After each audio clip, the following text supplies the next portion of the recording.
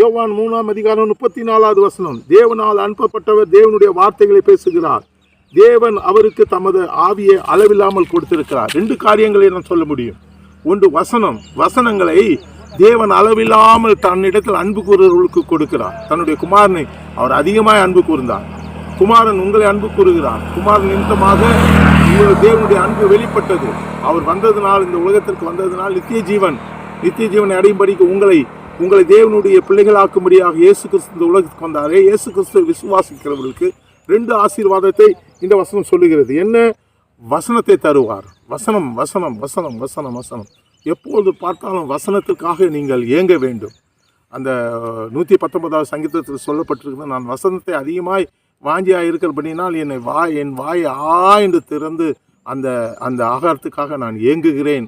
அது என்னுடைய தினசரி ஆகாரத்தை காட்டிலும் அதிகமாக நான் விரும்புகிறேன் என்று என்னோட இடத்தில் சொல்லப்பட்டிருக்கிறது. அதனாலே வசனத்திற்கு முக்கியத்துவம் கொடுங்கள். தேவன் தம்முடைய நாமத்தை காட்டிலும் வசனத்திற்கு அதிகமான மகத்துவத்தை கொடுத்தார் என்று சங்கீதம் சொல்லியிருக்கிறது. வசனம் அவசியம். அதனால் ஆண்டவரிடத்தில் எப்பவும் பார்த்தாலும் ஆண்டவர் எழுதி கொடுத்த வசனத்தை இரவும் பகலும் தியானியுங்கள். வசனத்தை நீங்கள் என்ன செய்யணும்? நீங்கள் எப்பவும் படித்து கொண்டிருக்கணும், எப்பவும் தியானிக்கணும். எப்பவும் வசனத்தையே யோசித்து தியானித்து கொண்டிருக்கும் போது நீங்கள் மிகுந்த சமாதானத்தை அடைவீர்கள். அது மாத்திரமல்ல, அவருடைய ஆவியை அளவில்லாமல் கொடுத்திருக்கிறார். பரிசுத்தாவினுடைய அபிஷேகத்தால் நிரப்பப்படுங்கள். பரிசுத்தாவினுடைய அபிஷேகத்தால் நீங்கள் நிரம்பி அவருடைய ஆவியை அளவில்லாமல் பெற்றுக்கொள்ளுங்கள். இந்த ஜீவ தண்ணீரை, இந்த உத்தமமான இந்த எண்ணெயை, இந்த உத்தமமான இந்த காரியங்களை நீங்கள் பெற்றுக்கொள்ளுங்கள். ஆவியின் வரங்களால் நிரப்பப்படுங்கள். ஆவியின் அபிஷேகத்தால் நிரப்பப்படுங்கள். அந்நிய பாஷை பேசுங்கள்.